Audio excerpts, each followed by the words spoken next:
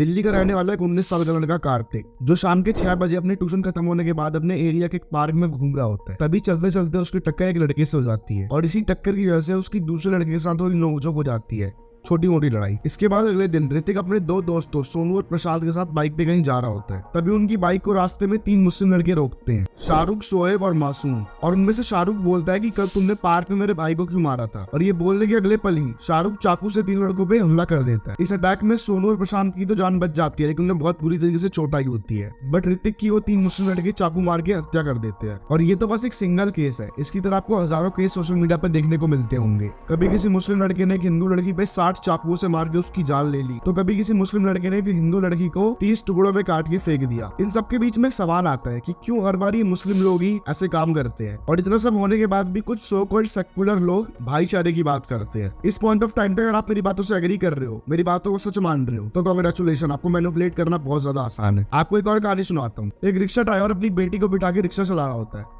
तभी कुछ लोग आते हैं और उसे रिक्शा से निकाल के मारने लगते हैं। उसकी बेटी चिल्लाती है कि बचाओ बचाओ, बट वो नीच लोग उस लड़की का मुंह बंद करके उस लड़की को भी मारते हैं, छोटी बच्ची को, और उसके पिता को भी मारते हैं। अब आप पूछोगे इस रिक्शा वाले की गलती क्या थी? तो इसकी गलती थी कि बस एक मुसलमान था और इसको मारा था कुछ कट्टर हिंदुत्व लोगों ने। उसकी और कोई गलती नहीं, बस वो सिर्फ एक मुसलमान था, इसलिए वो लोग इसको मारते हैं। और मैं सिर्फ ये एक चुनिंदा कहानी नहीं बता रहा, ऐसे आपको बहुत सारे केसेस मिलेंगे जिसमें कुछ कट्टर हिंदुत्व लोग एक मुस्लिम को मारते हैं। कभी एक 14 साल के मुसलमान लड़के को मारा जाता है क्योंकि बस उसने मंदिर से पानी पी लिया था। तो कभी खंबे में मारकर एक अपाहिज मुसलमान की जान ले ली जाती है क्योंकि बस उसने मंदिर से केला चुराया था।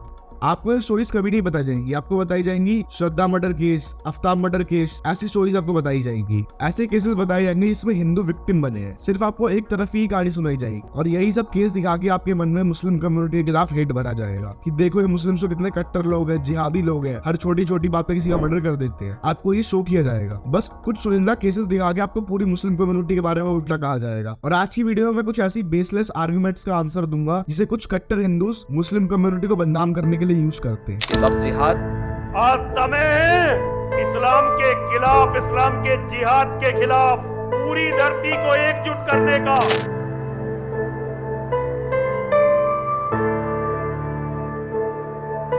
अगर एक हिंदू को मारेंगे तो 100 को हम भी मारेंगे। सब हिंदू एक हो जाओ और पत्थर मारने वालों के घर पर बुलडोजर चलवाओ।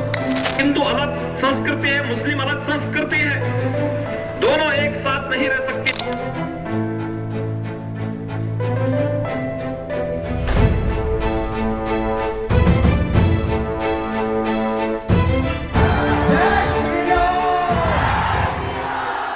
इस वीडियो में सारे क्वेश्चंस का आंसर दूंगा जिसको कुछ लोग मुसलमानों को डिफेम करने के लिए यूज करते हैं। सबसे बड़ा और सबसे बेसलेस आर्गुमेंट आपको ये दिया जाएगा, अरे बेटा अभी तुम बालक हो, तुम्हें कुछ नहीं पता। मैं बताता हूँ, ये मुसलमान लोग ना किसी के सगे नहीं होते। ये लोग अपना नाम अब्दुल कामन बता के हमारी हिंदू बहन बेटी से शादी कर लेते हैं और जो मान जाते हैं उनको कन्वर्जन करवा देते हैं और जो नहीं मानते उसका गेम खत्म।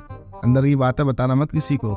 ये लोग एक एजेंडा भी चला रहे हैं, सब हिंदुओं को मुसलमान बनवा दो, हमारा धर्म संकट में है, इन्हें पाकिस्तान भेजो जल्दी से जल्दी।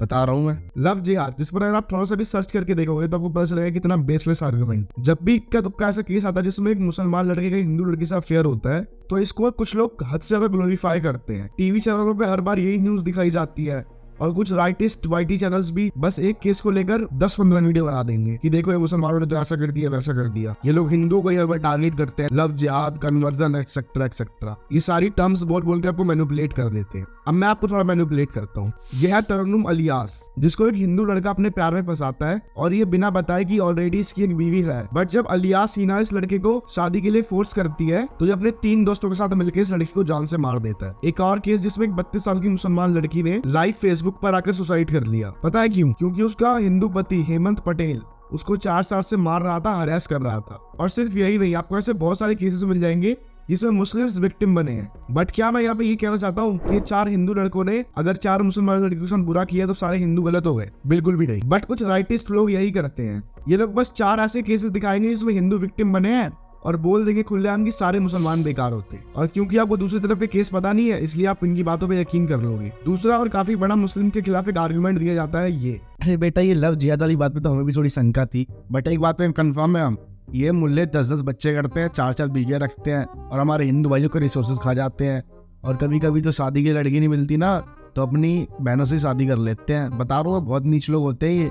अगर आप गूगल पे 2-3 टर्म लिखते हैं और इस चीज के बारे में सर्च करते हैं तो आपको पता चलेगा कि आर्गुमेंट कितना बेसलेस है। प्यू रिसर्च सेंटर की एक रिपोर्ट के हिसाब से 1992 में एक एवरेज मुसलमान औरत का फर्टिलिटी रेट था 4.4 और 1992 में एक एवरेज हिंदू महिला का फर्टिलिटी रेट था 3.4। 1992 के टाइम पर फर्टिलिटी रेट दोनों कम्युनिटी से बहुत ज्यादा था, मतलब ये लोग बहुत ज्यादा बच्चे पैदा करते थे। बट अगर रिसेंट टाइम की बात करें तो दोनों कम्युनिटी से फर्टिलिटी रेट बहुत ज्यादा गिरा है। 2015 तक आते आते मुस्लिम्स का फर्टिलिटी रेट था 2.6 और हिंदूज का था 2.1। अभी इन टर्म्स आपको समझ नहीं आएगा मैं क्या बोलना चाहता हूँ। मैं आपको एक एग्जांपल समझाता हूँ। मान लो 1992 के टाइम पर एक एवरेज मुसलमान औरत अगर 7 बच्चे पैदा कर रही थी तो आज के टाइम पर वो बस 3 बच्चे पैदा कर रही है। और अगर किसी हिंदू औरत के 1992 के टाइम पर 5 से 7 बच्चे थे तो आज के टाइम पर एक हिंदू औरत 2 से 3 बच्चे पैदा कर रही है। जो इन दोनों कम्युनिटीज में डिफरेंस है वो बस 0.5% का डिफरेंस है। मतलब ये दोनों कम्युनिटीज ऑलमोस्ट सेम क्वांटिटी में ही बच्चे पैदा कर रही हैं। यानी सिर्फ 10 में से एक मुस्लिम घर में ही 2 से ज्यादा बच्चे हैं और हिंदू महिलाओं में ही मोस्टली 2 बच्चे ही कांस्टेंट हो रहे हैं।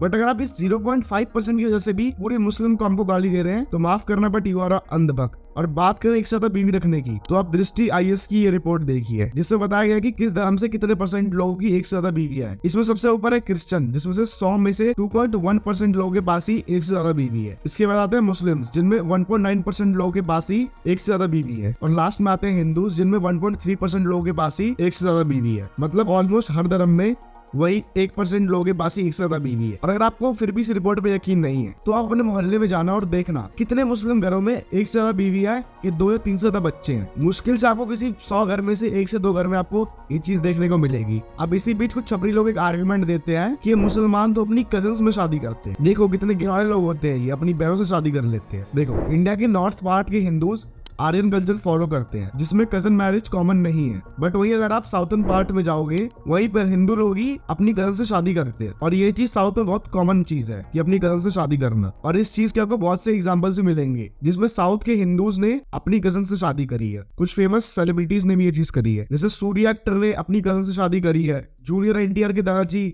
NTR रामाराव ने अपनी कजन से शादी करी है और शिवा कीर्त्या, कृष्णा, मंचू विष्णु समेत बहुत से हिंदू एक्टर्स ने अपनी कजन से शादी करी है। तो इस चीज का तो कोई पॉइंट ही नहीं है कि मुसलमान अपनी कजन से शादी करते हैं, क्योंकि हिंदू भी ये चीज करते हैं साउथ में। अरे बेटा तुम हमें ये पागल मत बनाओ, सब पता है हमें, हमारे व्हाट्सएप पे सब आ जाता है। ये वीडियो देख लो तुम, इनके मौलवी लोग कैसे अनपढ़ों वाली बातें करते हैं और हमारे पंडित जी सिर्फ प्यार, शांति और पीस की बातें करते हैं।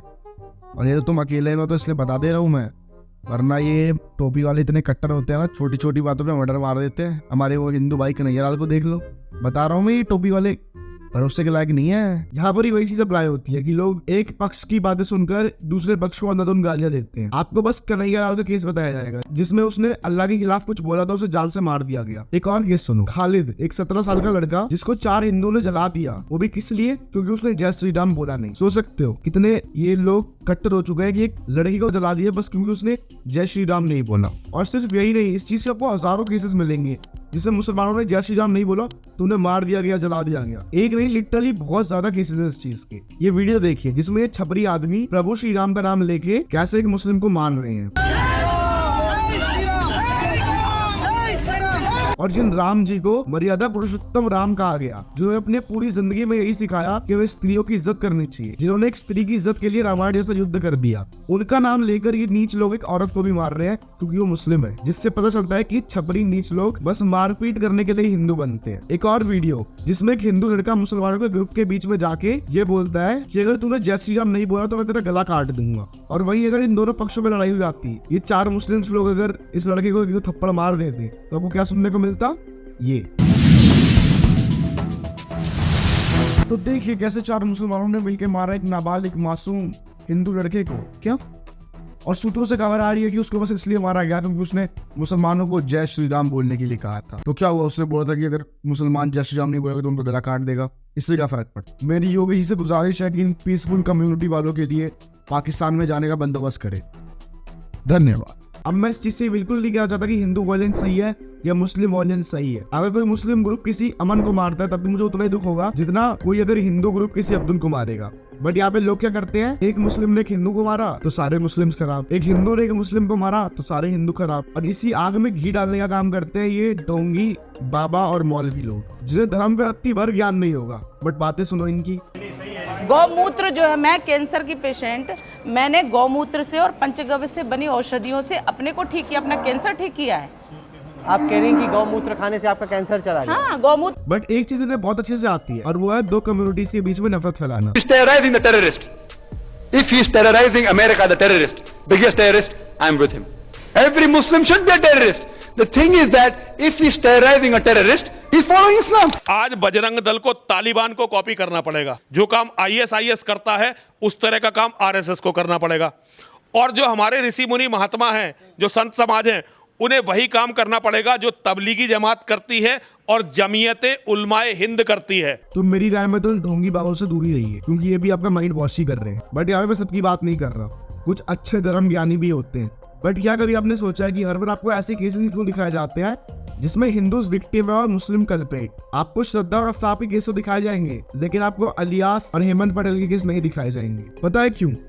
मैं बताता हूँ। इंडिया में हिंदूज है 100 करोड़ और मुस्लिम से 17 करोड़। इसका मतलब समझे, आपके किसी भी आर्गुमेंट पर आपको ताली पड़ेगी या गाली, उसका फैसला ये मेजॉरिटी पार्ट ऑफ इंडिया तय करेगा। वो 100 करोड़ हिंदू लोग जो पॉपुलेशन में ज्यादा है, इसलिए आपको हर तरफ वही चीज देखने को मिलेगी जो हिंदुओं के सपोर्ट में हो। उसी चीज को ज्यादा रीच मिलेगी। जो पॉलिटिशियन बस हिंदुओं के हित में बात करेगा उससे ज्यादा वोट मिलेंगे। अगर कोई सोशल मीडिया इन्फ्लुएंसर हिंदुओं के बारे में अच्छा बोलता है तो उससे ज्यादा व्यूज मिलेंगे। अब मैं यहाँ पे बिल्कुल भी नहीं कह रहा कि हिंदू अच्छे काम नहीं करते या हिंदुओं के बारे में अच्छा मत बोलो, बिल्कुल बोलो। मैं खुद एक हिंदू हूँ, बट बात वहां पे आ जाती है जब आप एक धर्म को खुश करने के लिए दूसरे धर्म को नीचा दिखा रहे हो, उसके बारे में नफरत फैला रहे हो। आप किसी गलत बंदे को भी उसी गलती में सपोर्ट करते हो जस्ट बिकॉज कि वो एक हिंदू है। तो यहाँ पर आगे आप अंधभक्त बन जाते हो। अब यही कोई यूट्यूबर बोलता है किसी बंदे को उसकी गलती पर कि वो गलत है, उसकी गलती पर, बट वो हिंदू या मुस्लिम होता है, तो कुछ अंधभक्त लोग उस यूट्यूबर को गाली देते हैं क्योंकि वो उनके धर्म का, उनके मजहब का है। उसकी गलती को साइड हटा देते हैं कि उसने कोई गलती, हमारे धर्म का कोई गलती कर ही नहीं सकता। और इसी जगह पर आकर मेजॉरिटी पॉपुलेशन जीत जाती है। इसलिए जब भी आपको कोई धार्मिक न्यूज सुनने को मिलती है तो वो मोस्टली हिंदू के सपोर्ट में होती है। लोग बस इसलिए किसी टॉपिक पर नहीं बोलते जस्ट बिकॉज क्योंकि उनको हेट मिलेगा। और भगवत गीता तक में ये बात लिखी गई है कि हमेशा आपको सच का साथ देना है। फर्क नहीं पड़ता कि सामने वाले आपके घर का है, आपके परिवार का है, आपके धर्म का, आपके मजहब का है। आपको सच का सपोर्ट करना है। गुनाह किसी भी तरफ का कोई भी आदमी कर सकता है, बट इसका मतलब ये नहीं होता कि उस एक की वजह से उसका पूरा धर्म या उसका पूरा मजहब खराब हो गया। और अगर आपको सच में किसी को देख के इन्फ्लुएंस होना है तो आप इन लोगों को देख के इन्फ्लुएंस होइए। ये देखिए कैसे हैदराबाद की मुसलमान औरतें श्री राम की पूजा कर रही हैं। लखनऊ में भी 3 जनरेशन से मुस्लिम रामलीला करवा रहे हैं। वाराणसी में देखिए कैसे मुस्लिम औरतें श्री राम की पूजा कर रही हैं। केरला की एक मुस्लिम महिला श्री राम की पेंटिंग बना के बोलती है कि ऐसा लग रहा है कि आज मेरी जिंदगी का मकसद पूरा हो गया। गुजरात में एक ब्राह्मण के मरने के बाद उसका कोई घरवाला ना होने की वजह से वहाँ के मुस्लिम भाई लोग उस ब्राह्मण का अंतिम संस्कार करते हैं पूरे हिंदू रीति रिवाज के साथ। मोतीबार रहमान 70 साल के एक बुजुर्ग, उनके गाँव के मंदिर के पंडित के मरने के बाद वही उस मंदिर की देखभाल कर रहे हैं। और ऐसे रिलीजियस हार्मनी की आपको हजारों केसेस देखने को मिल जाएंगे। लास्ट में बस मैं यही कहना चाहूंगा कि जितना हो सके उतना प्रेम और मोहब्बत बांटिए, क्योंकि आपकी दी गई नफरत एक दिन आपके घर वालों और आपके बच्चों को खा जाएगी। वीडियो पसंद है तो लाइक कर सकते हो, चैनल पर नए हो तो सब्सक्राइब भी कर सकते हो। मिलते अगली वीडियो में, जब तक के लिए जय हिंद।